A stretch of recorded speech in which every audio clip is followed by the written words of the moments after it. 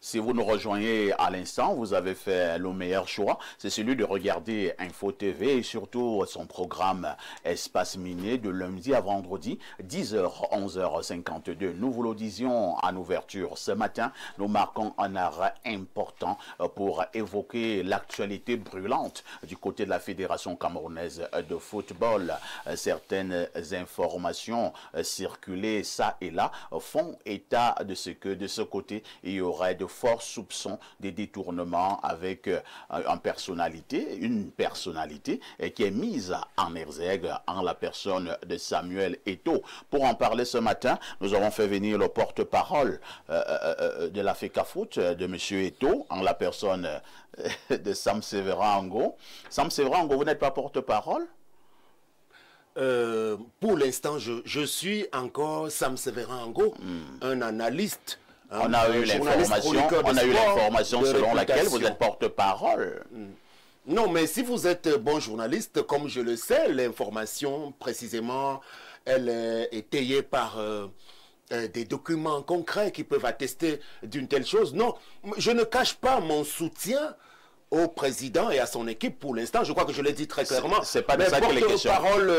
C'est pas de ça qu'il est question. Alors, allons dans le vif du sujet. Je sais que vous travaillez actuellement du côté de la FECAFOOT. Vous êtes très proche de M. Eto'o. Là encore, c'est pas vrai. Ce n'est pas tout à fait vraiment. Je n'ai pas de bureau. Bon, finalement, donc vous êtes quoi à la FECAFOOT? Est-ce que c'est ça le vif du sujet dont vous parlez? C'est vous qui nous amenez sur ce terrain. Alors, l'information qui circule est qu'il y a une affaire qui s'apparenterait au détournement du côté de la Fédération camerounaise de football. On parle d'un match amical qui avait été demandé par la Russie. Et la Russie a envoyé de l'argent. Cet argent dans le compte de M. Eto'o. Entre-temps, pour le même match amical, la fédération a également envoyé des lettres au niveau du gouvernement pour financer le même match amical. Et le gouvernement fait le nécessaire en envoyant également de l'argent. Et à ce niveau, on dit que, quand je dis on dit, les informations que nous avons eues, les documents qui circulent font état de ce que l'argent a atterri, l'argent de la Russie, dans le compte personnel de M. Eto'o. Et cet argent n'a jamais eu de traçabilité. Info ou intox? Très bien, j'ai bien compris le résumé très savamment fait par vous, le présentateur modérateur. Vous me permettrez donc en quelque temps d'abord de signaler quelques préalables. Nous sommes bien le Cameroun et dans le domaine des médias, il y a beaucoup de chaînes de télévision, vous en faites partie. Aujourd'hui, je pense que la vôtre fait partie des meilleures pour le moment. Je le suppose, je le présume, et j'espère qu'on va s'en tenir à cela dans la considération qu'on aura vis-à-vis de l'analyse et du traitement que vous avez, le regard que vous posez sur une telle information. Quand je l'ai dit, je vais embrayer directement dans la qualité du journalisme camerounais. J'ai voulu faire ma première dénonciation à ce niveau également, commençant par évoquer ce que j'ai vu et ce que j'ai lu dans la presse écrite d'abord. La presse écrite qui est publiée à travers le papier. Maintenant, la presse dite cybernétique. Si on peut considérer qu'aujourd'hui, on a affaire à une catégorie de journalistes électroniques dans les médias électroniques. Bon, maintenant, quand vous évoquez la nature des faits avec un grossissement outrancier, qui sont ceux qui ont révélé cela? Parce qu'aujourd'hui, on a de la peine à considérer que nous sommes en présence d'un authentique scandale. Est-ce que nous sommes en présence d'un authentique scandale? C'est ce qui tend à être véhiculé. Nous disons non. Il n'y a pas lieu forcément d'en faire une tempête. Pourquoi? Sur la nature des faits qui ont été dénoncés par ceux qui écrivent sur Facebook. En 2025, nous sommes en juin 2025, relativement à des faits qui se sont déroulés en 2023 en Russie. Il s'agit donc de quoi? Il y a eu un match amical entre la Russie et le Cameroun, très bien, qui devait se dérouler en terre russe. Et selon les négociations entre la partie camerounaise et la partie russe, bel et bien, le Cameroun devait empocher autour de ces opérations-là la bagatelle d'à peu près 300 millions de francs CFA. C'est-à-dire que j'essaie de faire un peu, on va le dire, la conversion. Oui. Très bien. L'argent n'a pas pu être envoyé et déposé dans le compte direct de la Fédération camerounaise de football pour des raisons évidentes liées aux contingences, liées à un ensemble de sanctions qui s'abattaient sur la Russie à cette période-là. Et ceux qui sont habitués de cette transaction-là le savent. L'argent a été envoyé où? Il y a donc eu un moyen pour faciliter l'opération. Et cette facilitation a eu lieu à travers un compte au nom du président de la FECAFOOT, M. Samuel Eto'o. La FIFA reconnaît et tolère ce type de choses lorsque les documents sont bel et bien étayés en cette matière-là. L'argent a donc atterri dans le compte personnel de M. Eto'o au Qatar et la transaction a été validée quelques jours plus tard par les travaux du comité exécutif tenu le 29 septembre, je crois, de la même année en 2023. Toute chose qui a donc permis à ce qu'il y ait de la traçabilité. Il s'agit d'abord donc de quel argent et à quoi a-t-il servi? Il a servi à supporter les frais et les charges logistiques. Comme vous le savez, dans une telle opération, il y a les frais liés au transport et à l'hébergement et tout le reste. Il y a les primes des joueurs. Et en cela, il n'y a pas eu de revendication ou de réclamation. Maintenant, il s'agit bel et bien, je le rappelle, de l'argent privé, des comptes supposés, on va le dire, d'une association, même pas supposés, des comptes d'une association de type privé. Il y a eu des audits au niveau de la fédération entre 2003 et 2025, c'est-à-dire que toutes les instances habilitées à pratiquer des vérifications ont bel et bien fait le job. Et aucune forme de malversation n'a été constatée jusqu'à ce jour. D'accord, alors je vous relance. Hein. L'argent a donc été envoyé, acheminé dans le compte personnel de M. Eto'o au Qatar. Est-ce que le gouvernement camerounais, pour le même match amical, avait également débloqué les fonds? Tout à fait. Il semble qu'il y ait eu... je dis il semble parce que moi je n'ai pas pu prendre le temps de vérifier cela. Moi je ne suis pas aujourd'hui très proche des représentants de l'État, le gouvernement en matière de sport, c'est-à-dire que le MINSEP. Mais d'après certaines informations concordantes, effectivement, il y a eu un décaissement de l'argent public en direction, on va le dire, de la même activité. Très bien. Il s'agit donc de quoi? Non, non, c'est bon. Là, non, attends, moi je vous ce sont des informations qui sont vérifiables. Vous avez répondu, c'est bon. Alors, maintenant, je réponds mon questionnement. Non, non. Le match amical, il fallait à peu près combien pour que le match se joue? Il fallait à peu près combien? Je ne sais pas s'il y a des limites en cela. C'était 300 millions. Disons que c'était 300 millions. C'était 300 millions. Donc la Russie a donc reversé ces 300 millions. Oui, et qui sont tombés dans le compte de M. Très bien. Le gouvernement a également reversé pratiquement un peu plus de la même somme pour le même match amical. Est-ce qu'on comprend donc qu'il y avait un surplus? Est-ce que la FECAFOOT a remis le trop perçu? Très bien. La FECAFOOT n'a rien perçu du tout, pratiquement. Cet argent, c'est l'argent de l'État qui est géré par l'agent comptable. Depuis quelque temps, effectivement, c'est comme ça que ça fonctionne. La Fédération camerounaise de football n'est plus responsable des fonds qui viennent de l'État du Cameroun. En son temps, le président de la FECAFOOT pouvait être considéré comme un ordonnateur. Mais je vais vous dire, cet argent, quand il est débloqué, est de la responsabilité intégrale des responsables de l'État camerounais. Et à ce niveau précisément, permettez-moi d'indiquer que nous sommes en pleine cacophonie, effectivement, à cause du bicéphalisme qui a lieu, qui a cours aujourd'hui au niveau de la gestion globale du football. Je parle du football camerounais. Je ne vais pas encore évoquer le cas des autres disciplines olympiques comme le volleyball où il y a tout un gros désordre là-bas également par la même faute et la même incurie des gens du ministère des Sports. Je le dis sans embâche. Il s'agit donc de considérer que la FECAFOOT n'a jamais généralement demandé à l'État de décaisser cette somme colossale. Même pour le cas de la dernière rotation de la sélection dans le cadre de l'African Week à Marrakech au Maroc. C'est bien l'instance fédérale, à travers son président, qui a négocié cette participation du Cameroun à cette série de rencontres au Maroc, de type amical également. Mais on a vu toujours le ministère se déployer en première ligne avec un décaissement d'à peu près 400 quelque chose de millions de francs qui a servi à quoi?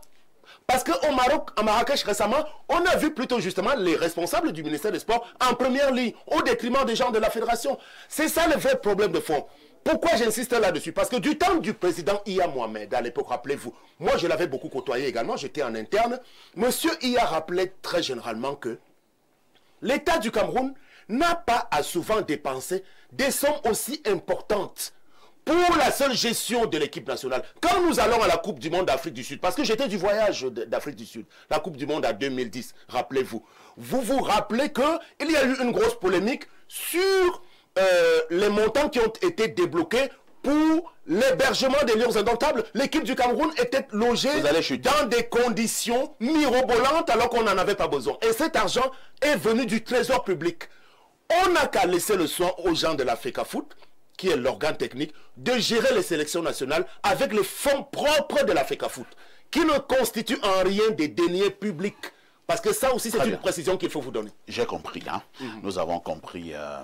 Alors, Pierre Blériot-Niamey, que vous avez suivi Sam Sévéran en gros, si je m'en tiens à ce que Sam Sévéran vient de donner comme éclairage, il n'y a donc pas eu détournement du côté de la Fédération comme le football. C'est ça, Sam Sévéran? Tout à fait, parce que c'est pour qu'il y ait un détournement. Oui. Il faut qu'on constate que, par exemple, d'abord, les sommes qui ont été débloquées pour le match, je parle bien des 300 millions venant de la partie russe, n'ont pas servi à l'objet pour lequel ils étaient destinés. C'est à cette conclusion que les auditeurs internes à l'Africa Foot ont abouti tout simplement. Jusqu'aujourd'hui. Et jusqu'aujourd'hui, ni les membres du comité d'urgence, ni les membres du comité exécutif, ni de l'Assemblée générale, personne ne s'est levé pour se plaindre. Parce que c'est à eux d'abord qu'incombe la responsabilité de dénoncer tout cas de malversation en interne à la fédération. C'est compris, Sam Sévéran.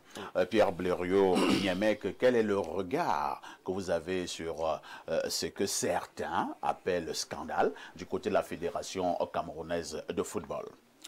Alors, je ne sais pas ce qu'on demande à M. Eto'o.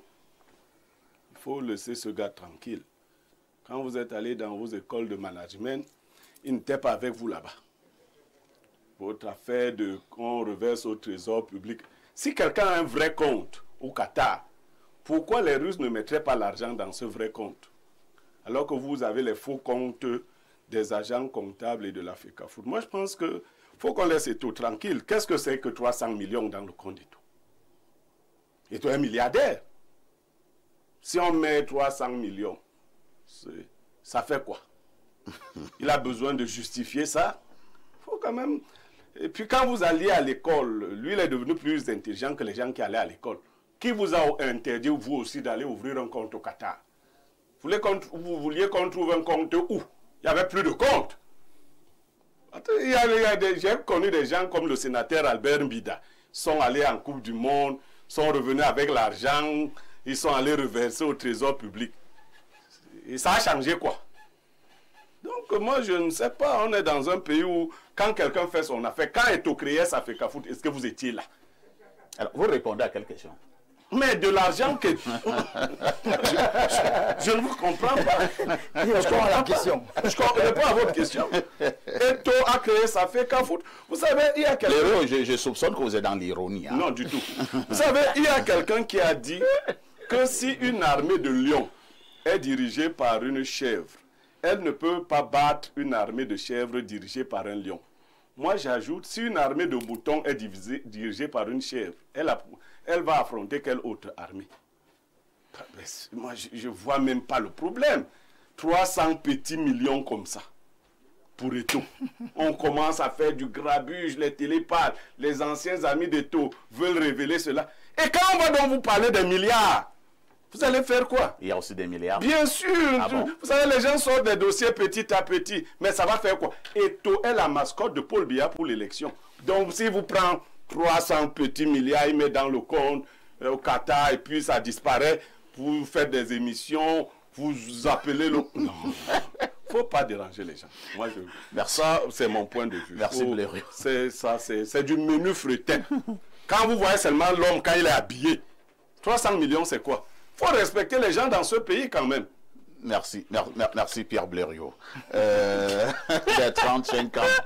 On peut également dire que 300 millions, c'est rien. Il y a des problèmes plus importants et on laisse cela passer. Mais bien sûr, Samuel Eto'o Fils a carrément comme agent personnel environ 60 milliards de francs CFA.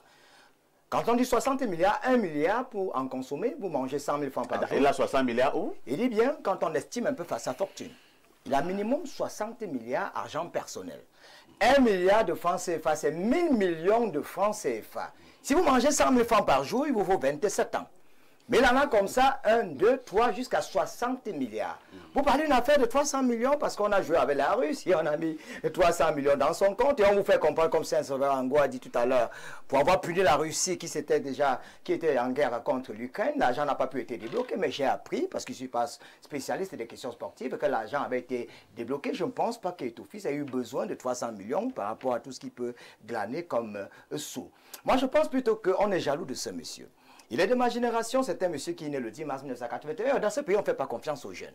Moi, je crois plutôt que c'est un monsieur dont la gestion n'est pas villageoise. Elle n'est pas kafkaïenne, il n'y a pas de filouterie dans sa gestion.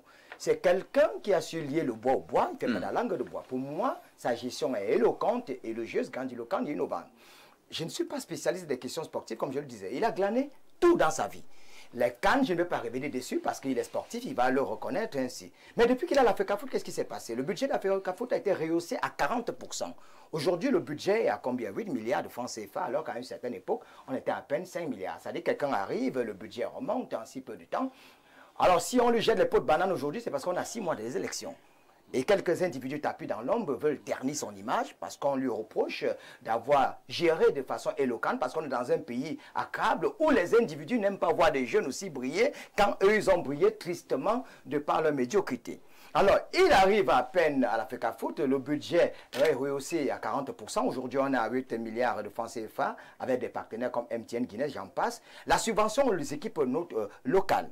Vous imaginez qu'on est quitté de 11 millions à 48 millions pour les MTN et les One, c'est-à-dire que la subvention qui était de 11 millions à une certaine époque, quelqu'un qui a envie de voler, il devrait plutôt baisser la subvention, non? Alors, en Elite One, on est quitté de 11 millions à 48 millions. En Elite 2, on est quitté de 7 millions à 14 millions. Il n'est pas là, la FECAFOOT, pour chercher de l'argent. C'est un monsieur qui est bougrement riche. C'est quelqu'un qui a compris que ministre veut dire servir, pas se faire servir, comme le disait Jean-Jacques Rousseau dans le contrat social.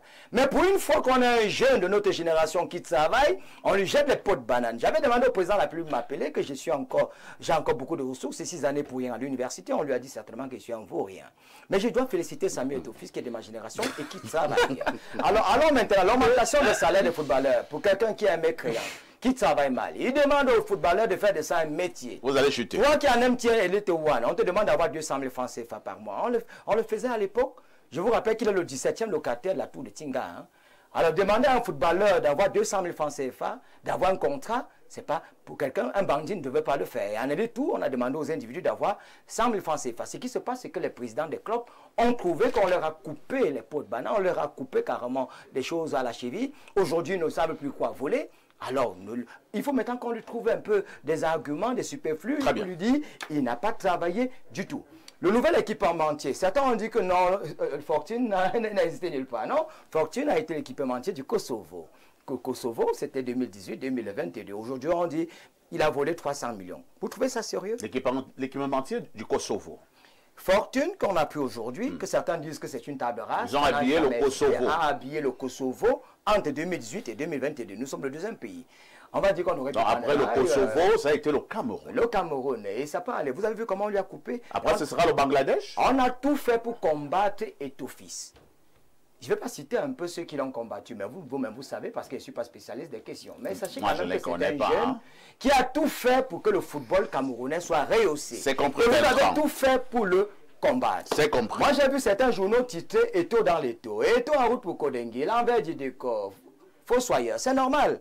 Vous savez, la vérité est un mensonge. Et chacun, il y a la presse de la gauche, la presse de la droite. Je ne le supporte pas. Mais pour une fois que je vois un jeune qui travaille, dont le bilan est éloquent et le jeu, il faudra encourager ça. Merci. Hein. Alain Douk, au niveau du management, au niveau des traçabilités financières, au niveau justement de la gestion financière des entreprises, est-ce que ce genre de transaction ne créerait pas problème? Bien, je vais répondre à ta question. Je vais m'occuper du cas et l'apologétique en faveur du cas, en considérant d'abord en préambule quelque chose. Pourquoi on parle de ce cas, juste à 6 mois des élections fédérales? Ça devrait nous interpeller. Bien. L'institution fêtière du football camerounais en question, cette fédération, est souvent auditée. Et il se trouve de facto que depuis 2023 à aujourd'hui, il y a des audits qui ont été faits. Qui ont été faits pour se rassurer que les normes en matière, comme tu le dis, de gouvernance et d'administration financière, etc., sont respectées. Quelles ont été les conclusions de ces audits?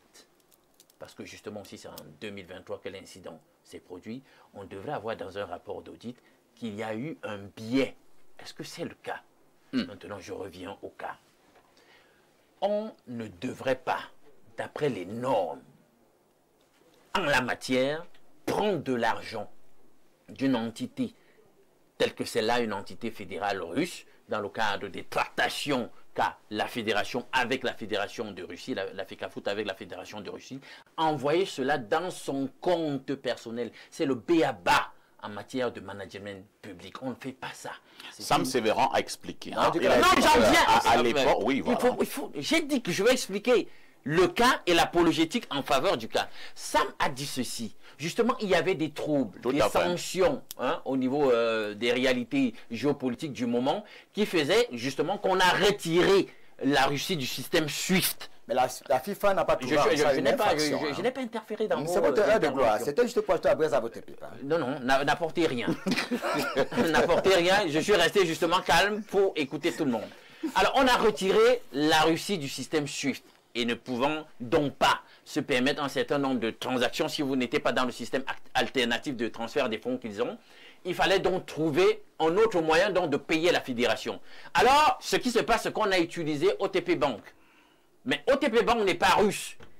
OTP Bank qui a été utilisé pour la transaction par la Russie est hongroise, avec des filiales en Russie notamment.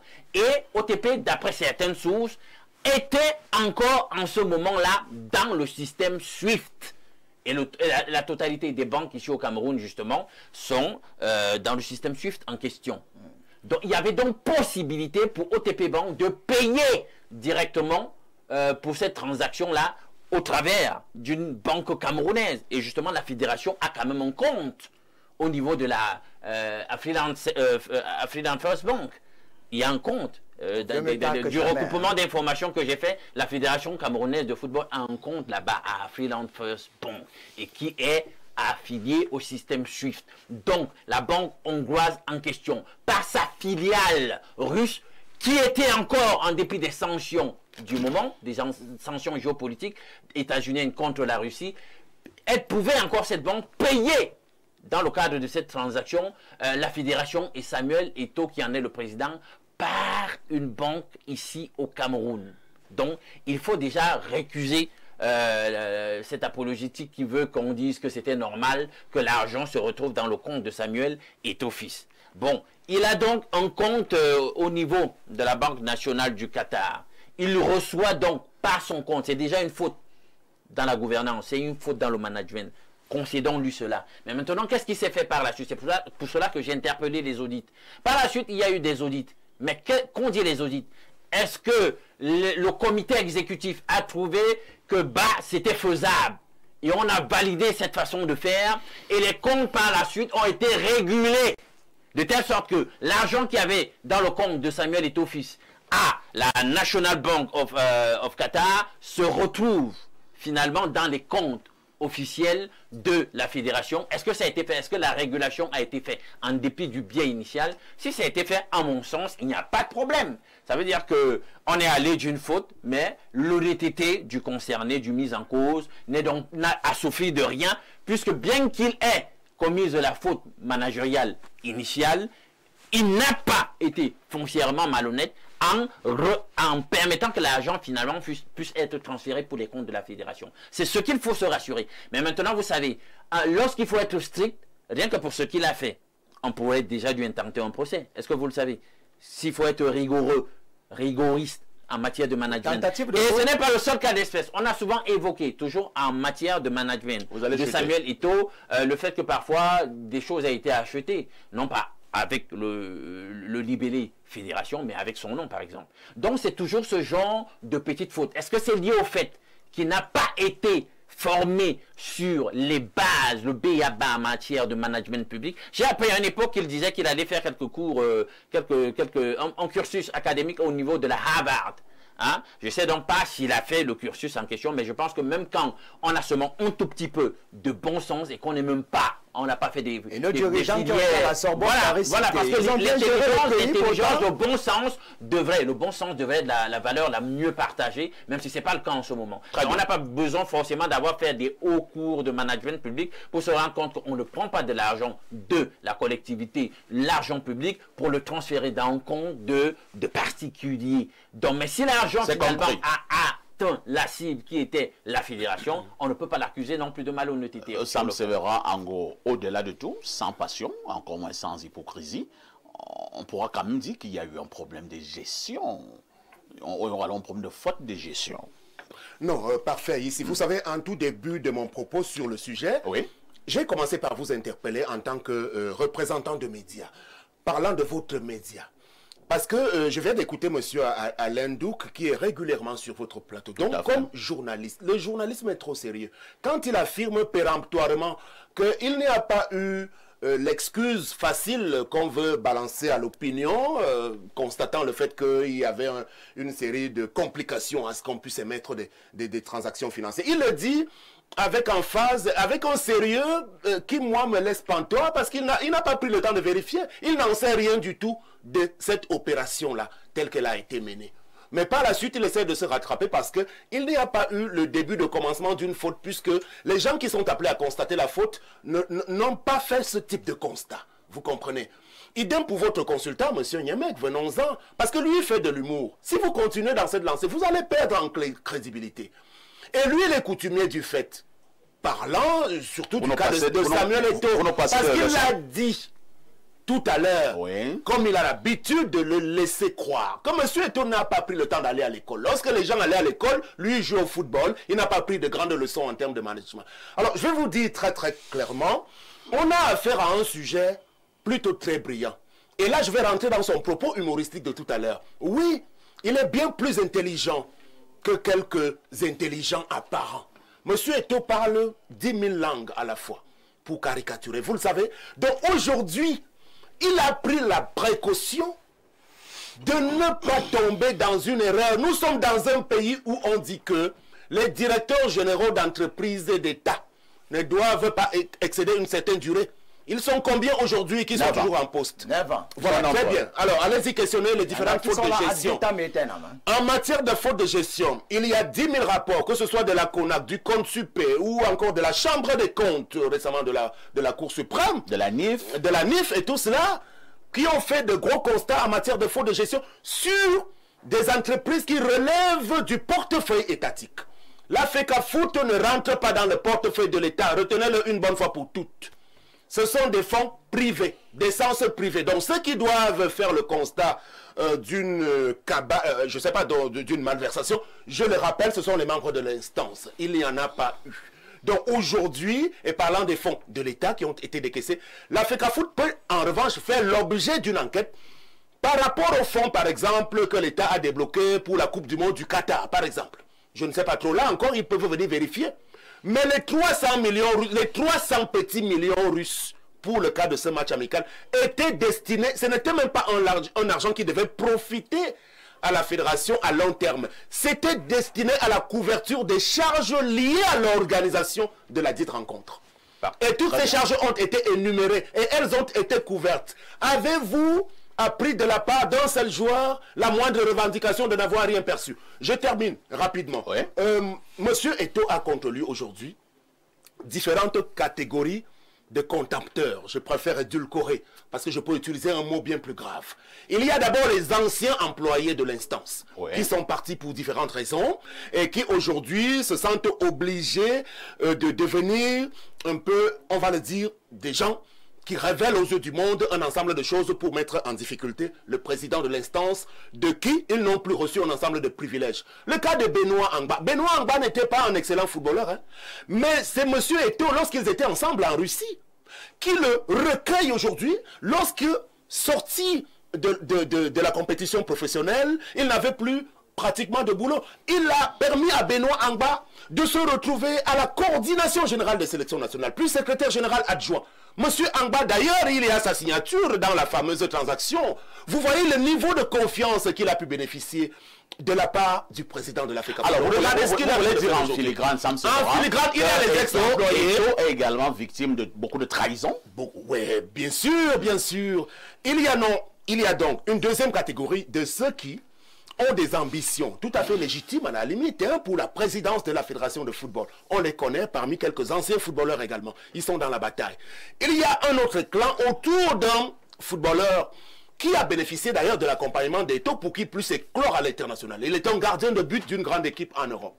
Aujourd'hui, il a autour de lui, moi je ne vais pas citer les contemporains, mais il a autour de lui une constellation. Oui, mais je suppose que vous parlez des faits. Moi je prends quelques précautions pour ne pas vous mettre en difficulté. Non, mais je vous donne vous ne me mettrez pas en difficulté. Je vous donne donc des pistes. C'est gardien de but, c'est qui? Voilà, donc de toute façon, passons. C'est Ongadji?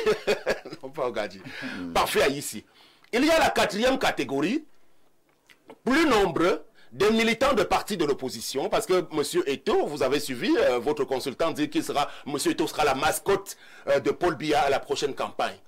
De telles affirmations insidieuses qui tendent à jeter l'opprobre sur un garçon qui a beaucoup de choses, qui a reçu beaucoup de choses. Il faut souvent qu'on reconnaisse que Dieu donne en chacun de nous une quantité de choses. Et en termes de grâce, il a été touché par la grâce. Donc, ils sont donc nombreux aujourd'hui parce qu'ils payent le prix de ce positionnement aussi politique, parce qu'il a dit qu'il reste un enfant de la République. Et tout ce monde-là, toute cette constellation se constitue donc pour trouver des choses, malheureusement ou bien fatalement aujourd'hui, qui ne sont pas étayables et justifiables concrètement. Il faut aller chercher autre chose que le type de malversation auquel on veut nous embarquer aujourd'hui, parce que par le passé, on n'a jamais entendu le nom de M. Samuel Eto'o dans des types de détournement d'argent de ce niveau-là. Très bien. Pierre Blériot, Onyemec, Sam Sekora pensent qu'ils sont nombreux. Il y a plusieurs catégories de personnes qui sont contre Eto'o, des anciens employés, tout ceci, certainement également donc quelques personnes qui veulent simplement